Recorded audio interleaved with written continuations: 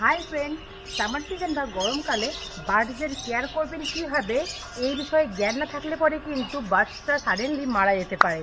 তো বন্ধুরা, আজকে আমি আমার ভিডিওতে বলবো এই গরমকালে বা সামার সিজনে বার্ডসদের কেয়ার করবেন কীভাবে। আর এই বিষয়ে কিন্তু অনেক রকম টিপস, অনেক রকম সাজেশান থাকবে যেটা আপনারা স্কিপ করলে কিন্তু মিস করে যাবেন। আর বন্ধুরা, ভারতবর্ষ বা ইন্ডিয়াতে এই সময় কিন্তু টেম্পারেচার 35 থেকে 40-র মধ্যে থাকে, যার কারণে বার্ডসরা কিন্তু অনেক সময় সানস্ট্রোক বা ডিহাইড্রেশনে মারা যাচ্ছে। তো এই সানস্ট্রোক বা ডিহাইড্রেশনের থেকে কীভাবে বাঁচানো যায় সেই সব বিষয় নিয়ে কিন্তু আজকে আমি অনেক রকম টিপস দেবো। তো ভিডিওটা কিন্তু শেষ করে দেখো অনুরোধ রইল।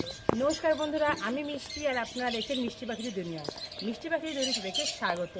আশা করছি আপনি এবং আপনাদের শখের পাখিগুলো খুব ভালো আছেন। বন্ধুরা, এই গরমে কিন্তু যেমন মানুষ এবং পশুদের কষ্ট হচ্ছে, সেরকম কিন্তু পাখিদেরও কিন্তু কষ্ট হচ্ছে। আর এই পাখিদেরকে কী করে আমরা গরমের হাত থেকে রক্ষা করব সেই বিষয় নিয়ে কিন্তু আজকে অনেক রকম তথ্য দেওয়ার আছে। তো বন্ধুরা, ভিডিওটা শেষ পর্যন্ত দেখবেন। সামার সিজন খুব ভাইটাল পাখিদের জন্য, কিন্তু কেন, কী কারণে বার্ডসরা এই সময় মারা যায় এবং কী কী উপায় এদেরকে বাঁচানো যায় এই সব বিষয় নিয়ে কিন্তু আমি বলবো। এর সঙ্গে জানবো পাখিদের বডির হাবভাব দেখে যে তাদের শরীরটা খারাপ কিনা। এরপর জানবো কিছু সিমটমস বার্ডসদের বডির হাবভাব দেখে যে তাদের শরীরটা খারাপ কিনা। আর এর সঙ্গেও কিছু টিপস আমি জানবো যেটাতে পাখিরা ভালো থাকবে। এর সঙ্গে কিছু সিমটমস থেকে বুঝতে পারবো পাখির বডির হাবভাব দেখে যে পাখিদের শরীরটা খারাপ কিনা। এর সঙ্গে জানবো কিছু গুরুত্বপূর্ণ টিপস যাতে আমাদের পাখিগুলো ভালো থাকে এবং সুস্থ থাকে। গরম যেমন মানুষের ওপর প্রভাব ফেলে, তেমনই কিন্তু পশুদের ওপরও প্রভাব ফেলে। কিন্তু মানুষ আর পশু যতটা সহ্য করতে পারে, পাখিরা কিন্তু অতটা সহ্য করতে পারে না। বার্ডসরা কিন্তু অনেকটাই সেন্সিটিভ হয়। তাহলে ভাবুন, মানুষ আর পশুদের যদি গরম এতটাই ইমপ্যাক্ট করে, তাহলে বার্ডসদের ওপর কীরকম ইমপ্যাক্ট করছে। সামার সিজন মানেই গরমকাল, আর এই সামার সিজনে গরমটা অতিরিক্ত হওয়ার কারণে বার্ডসরা কিন্তু এটা টলারেট করতে পারে না, যার ফলে বার্ডসদের কিন্তু ডিহাইড্রেশন হয়ে যায়। এই ডিহাইড্রেশন মানে কিন্তু বার্ডসদের শরীরের জল কমে যাওয়া বা অতিরিক্ত পরিমাণে শরীর থেকে জলটা বেরিয়ে যাওয়া। গরমে যেমন আমাদের খিদে কমে যায় আর শরীর থেকে চায় কিন্তু কোনো পানীয় কিছু খাওয়ার জন্য, যেমন ডাবের জল, শরবত, আখের রস, জল, তেমনই কিন্তু বার্ডসদের ক্ষেত্রেও খিদে কমে যায়। আর এখান থেকে শুরু হয় ডিহাইড্রেশন। ডিহাইড্রেশন কখন হয়েছে বা হয়েছে কি না তার সিমটমটা বুঝবেন কি করে, সেই বিষয় নিয়েই এখন আলোচনা করব। কোন সিমটমটা দেখে বুঝবেন যে আপনাদের বার্ডসের ডিহাইড্রেশন হয়েছে? ফার্স্ট অফ অল, আপনাদের বার্ডসের দেখবেন বিহেভিয়ারটা চেঞ্জ হয়ে গেছে, অনেকটা ইনঅ্যাক্টিভ হয়ে গেছে। আর যেটা মাস্ট ফলো করবেন সেটা হলো ওদের পটি বা মোশন। দেখবেন কিছুটা ওয়াটারি বা জলের মতন পাতলা বা স্টিকি টাইপের পটি যদি করে থাকে, তাহলে বুঝবেন আপনাদের বার্ডসদের কিন্তু ডিহাইড্রেশন হয়ে গেছে।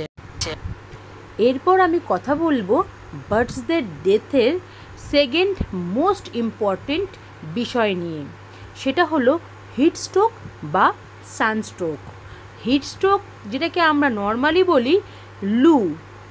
গরমকালের তপ্ত দুপুরে দেখবেন বাইরে থেকে একটা গরম হাওয়া বয়, আর সেই হাওয়ায় কিন্তু বার্ডসরা বসে বসেই মরে যায়। বিশেষ করে ছোট প্রজাতির পাখিগুলো, যেমন কনুর আছে আর প্যারট জাতীয় যেসব বার্ডস আছে তাদের, এবং ছোট ছোট বদ্রি পাখি এবং ছোট ছোট প্রাণীদের মানে ছোট ছোট পাখিদের বেশিরভাগ কিন্তু এই সময় হিটস্ট্রোকটা হয়। আর আমি স্পেসিফিকলি কথা বলবো সিভিয়ার হিটস্ট্রোক নিয়ে। নর্মালি হিটস্ট্রোকে কিন্তু বার্ডসদের বাঁচানো যায়, কিন্তু সিভিয়ার হিটস্ট্রোকে কিন্তু বার্ডসদের বাঁচানো সম্ভব না, সাডেনলি কিন্তু তাদের ডেথ হয়ে যায়। আপনারা কি করে বুঝবেন যে আপনাদের বার্ডসদের সিভিয়ার হিটস্ট্রোক হয়েছে? এই সিভিয়ার হিটস্ট্রোকের কিন্তু 3টে কারণ আছে। 1 নম্বর হলো বার্ডসরা কিন্তু হাঁ করে জিভ বার করে মুখ দিয়ে কিন্তু শ্বাস নেয়, আর এই মুখ দিয়ে শ্বাস নেওয়াটাকে কিন্তু বলা হয় প্যান্টিং। আর এই সময় কিন্তু দেখবেন ওরা বড় করে হাঁ করে জিভটা বার করে কিন্তু শ্বাস নেওয়া শুরু করে দেয়। 2 নম্বর হচ্ছে ওরা ওদের ফেদার বা পালকটাকে কিন্তু সরিয়ে দেয় বডি থেকে, এবং ওরা কিন্তু বডিতে যে বাতাসটা বা হাওয়াটা ওটাকে নেওয়ার চেষ্টা করে, যাতে ওদের বডিটা ঠান্ডা হয়। 3 নম্বর হচ্ছে এই সময় ওরা খুব চিড়চিড়া হয়ে যায় বা খুব খিটখিটে টাইপের হয়ে যায়, কিছুই ওদের ভালো লাগে না, আর সবসময় যেন চেঁচামেচি করতে থাকে। আর এই সময় কিন্তু বার্ডসরা খুব মতন রেগে যায় আর প্রচণ্ড চেঁচামেচি করতে থাকে। এই সিভিয়ার হিটস্ট্রোক থেকে এদেরকে বাঁচানোর সবথেকে ভালো উপায় হলো প্রথমেতে এদেরকে নিয়ে যেতে হবে একটা শান্ত পরিবেশে, যেখানে কোনো রকম আননেসেসারি সাউন্ড হয় না। এই আননেসেসারি সাউন্ডে যত কম হবে তত বার্ডসরা কিন্তু শান্ত হবে। আর সবার প্রথম যেটা করতে হবে সেটা হলো একটা জলের পাত্রতে নিয়ে বার্ডসদের বডিতে জলের স্প্রে করা, আর জলের স্প্রেটা করার সময় মাথায় রাখতে হবে যেন সেটা ফোমের মতন তাদের বডিতে আসে, যাতে তাদের পুরো বডিটা সেই জলে ভিজে যায়। এবং আরও একটা কাজ করতে হবে, সেটা হলো একটা ভিজা কাপড় নিতে হবে, এবং সেই ভিজা কাপড়টা দিয়ে কিন্তু বার্ডসদের পায়ের তলাটা বারবার করে কিন্তু ভিজাতে হবে, যাতে ওদের পুরো বডির হিটটা কমে যায়। আর যত তাড়াতাড়ি সম্ভব বাড়ির পাশে যেই ডাক্তার আছে সেই ডাক্তারদেরকে দেখিয়ে দ্রুত ওদেরকে সুস্থ করা। এবার আমি কথা বলবো একটা সুপার ট্রিক্স নিয়ে, যেই ট্রিক্সটা আপনারা ফলো করলে আপনারা আপনাদের বার্ডসদেরকে রাখতে পারবেন সুপার হেলদি। 24x7 দিন আপনারা কিন্তু বার্ডসদেরকে একদম সম্পূর্ণ পরিষ্কার জল দেবেন, আর এই জলটা কিন্তু দিনে 4 থেকে 5 বার আপনারা চেঞ্জ করবেন। দিনে 4 থেকে 5 বার জলটা চেঞ্জ করার কারণ হলো সারাদিনে বার্ডসরা যতবারই উঠছে কেসের ভেতরে ওরা কিন্তু পটি করছে, আর ওই পটিটা কিন্তু জলের মধ্যে পড়ে যাচ্ছে, আর ওই জলটা খেলে কিন্তু বার্ডসদেরকে ক্ষতি হচ্ছে। তার জন্য 4 থেকে 5 বার জলটা চেঞ্জ করতে বলা হয়। দ্বিতীয় যেটা করবে সেটা হচ্ছে একটা বড় পাত্রর মধ্যে, এটা কোনো বোল বা কোনো গামলা টাইপের কোনো কিছু বা কোনো রকম বক্স টাইপের কিছুর মধ্যে আপনারা একটু ফ্রেশ জল দেবেন, দিয়ে সেটা কেসের ভেতরে রেখে দেবেন। যখনই বার্ডসদের বডিতে হিট হবে ওরা কিন্তু ওদের নিজেদের মতন করে সেই পাত্রতে গিয়ে স্নান করে নিজেদের বডিটাকে হিটে থেকে বাঁচাতে পারবে। আর একটা জিনিস বলবো, এই গরমে বার্ডসদেরকে নাট বা সিড জাতীয় ফুড একটু কম করে দেবেন, তার কারণ এই নাট বা সিড জাতীয় ফুডের মধ্যে কিন্তু অয়েল আর ওমেগা 3 আছে, যার কারণে বার্ডসদের বডি কিন্তু খুব তাড়াতাড়ি হিট হয়ে যায়। তাই এই সময় এই নাট বা সিড জাতীয় খাবার একটু কম করে দিয়ে ওর বদলে আপনারা ওয়াটার জাতীয় কোনো রকম ফ্রুটস দিতে পারেন, যেমন মাসমেলন, ওয়াটারমেলন, পাপায়া, এই টাইপের ফল কিন্তু আপনারা দিতে পারেন। আর এই টাইপের ফল কিন্তু আপনারা দুপুরে একদমই দেবেন না, এই টাইপের ফল কিন্তু আপনারা সকালের দিকে দেবেন, আর্লি মর্নিংয়ের দিকে কিন্তু এই টাইপের ফলটা দেবেন। আর দুপুরে কিন্তু আপনারা সিড বা নাটসটা দেবেন, আর সেটা কিন্তু তার কোয়ান্টিটিটা একটু কম করেই দেবেন। ওয়াটার জাতীয় ফ্রুটস আপনাদের সকলে দিতে বললাম, তার কারণ হলো যত বেলা হবে তত ফলগুলো নষ্ট হওয়ার দিকে চলে যাবে, তখন কিন্তু সেই ফলগুলোকে বার্ডসরা আর খাবে না। তার জন্যই কিন্তু আপনাদেরকে ওই ফলগুলোকে সকালের দিকে বা আর্লি মর্নিংয়ের দিকে আপনাদের দেওয়ার কথা বলা হয়েছে।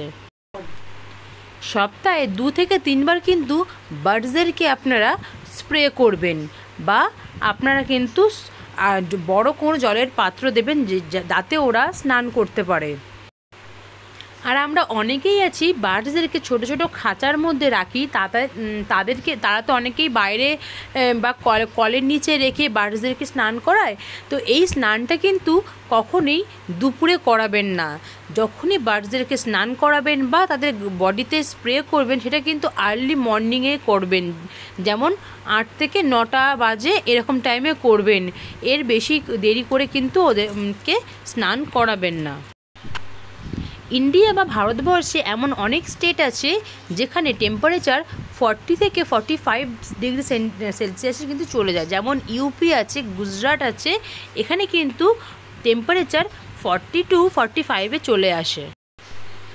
আর একটা জিনিসের আপনাদের খেয়াল রাখতে হবে, সেটা হচ্ছে বার্ডসদের ভেন্টিলেশনের বা হাওয়ার যাওয়া আসার রাস্তাটা।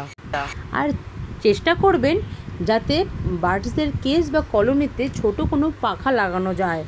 এই পাখা লাগালে পরে বার্ডসদের কলোনিতে যে গরম হাওয়াটা আছে সেই গরম হাওয়াটা বাইরের দিকে বেরিয়ে যায় আর ভেতরে কিন্তু ঠান্ডা হাওয়াটা যাওয়া আসা করে। এটা করলে কিন্তু বার্ডসদের হিটস্ট্রোক থেকে বাঁচার সম্ভাবনা অনেকটাই বেড়ে যায়। ভিডিওটা আর বড় করলাম না, কেমন লাগলো অবশ্যই কিন্তু কমেন্ট করে জানাবেন। যারা নতুন দেখছো আমার ভিডিও তাদের কাছে রিকোয়েস্ট করবো অবশ্যই আমার চ্যানেলটাকে একটু সাবস্ক্রাইব করে দাও আর পাশে থাকা বেল আইকনটা প্রেস করে দাও। ভিডিওটা কেমন লাগলো অবশ্যই কিন্তু সবাই কমেন্ট করে জানাবে। আশা করি আমার এই ভিডিওতে অনেকেরই হেল্প হবে। সবাই ভালো থাকবেন, সুস্থ থাকবেন, দেখা হচ্ছে নেক্সট ভিডিওতে।